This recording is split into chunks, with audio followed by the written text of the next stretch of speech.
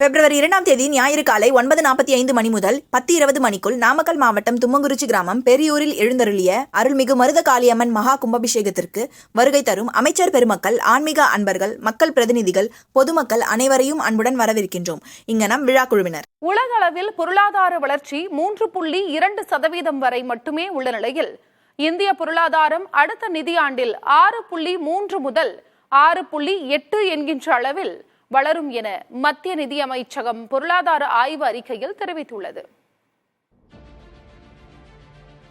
நடப்பு நிதியாண்டில் இந்தியாவின் பொருளாதார வளர்ச்சி 6.4 விழுக்காடாக இருக்கும் என கணித்துள்ள பொருளாதார ஆய்வு அறிக்கையை நிதியமைச்சர் நிர்மலா சீதாராமன் நாடாளுமன்றத்தில் தாக்கல் செய்தார்.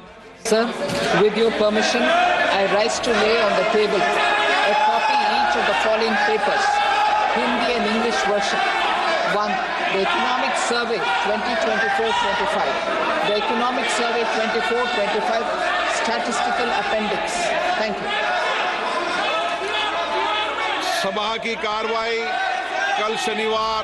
ரூபாயின் மதிப்பு குறைந்துள்ள நிலையில் அந்நிய செலாவணி இருப்பு 640 பில்லியன் அமெரிக்க டாலராக உள்ளதாக பொருளாதார ஆய்வறிக்கையில் குறிப்பிடப்பட்டுள்ளது.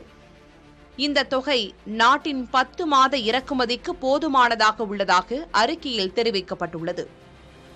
பொருளாதார வளர்ச்சியை ஊக்குவிக்க மத்திய மற்றும் மாநில அரசுகள் கட்டுப்பாடுகளை தளர்த்த வேண்டும் என பொருளாதார ஆய்வறிக்கை பரிந்துரை செய்திருக்கிறது. கட்டுப்பாடுகள் தளர்த்தப்பட்டால் சிறு மற்றும் குறு நிறுவனங்கள் வேகமாக வளர்ச்சி அடைய முயற்சி செய்யும் என தலைமை பொருளாதார ஆலோசகர் அனந்த நாகேஸ்வரன் குறிப்பிட்டார்.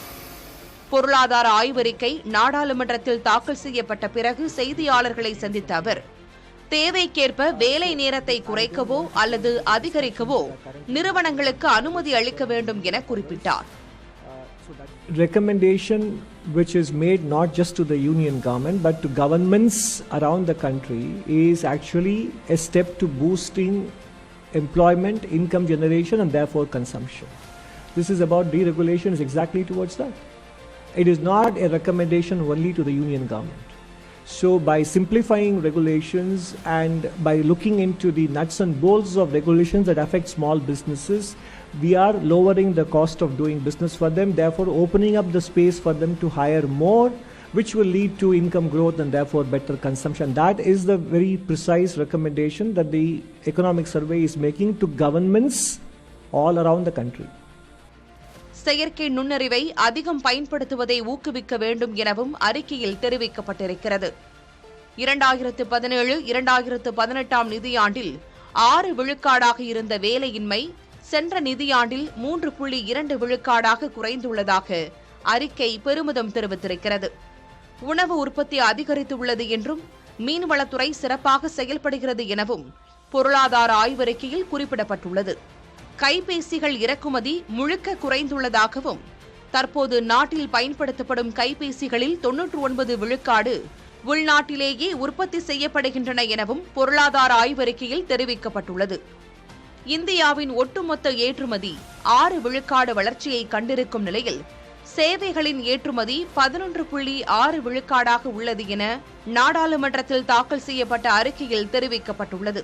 சென்ற ஆண்டு 5.4 விழுக்காடு என்கிற அளவில் இருந்த பணவீக்கம் இந்த நிதியாண்டின் முதல் 9 மாதங்களில் 4.9 விழுக்காடாக குறைந்துள்ளது என பொருளாதார ஆய்வறிக்கையில் குறிப்பிடப்பட்டுள்ளது. புதிய தலைமுறைக்காக புதுடில்லியிலிருந்து கணபதி சுப்பிரமணியம். பிப்ரவரி 2 ஞாயிறு காலை 9:45 மணி முதல் 10:20 மணிக்குள் நாமக்கல் மாவட்டம் தும்மங்குறிச்சி கிராமம் பெரியூரில் எழுந்தருளிய அருள்மிகு மருத காளியம்மன் மகா கும்பாபிஷேகத்திற்கு வருகை தரும் அமைச்சர் பெருமக்கள், ஆன்மீக அன்பர்கள், மக்கள் பிரதிநிதிகள், பொதுமக்கள் அனைவரையும் அன்புடன் வரவேற்கின்றோம். இங்கனம் விழா குழுவினர்.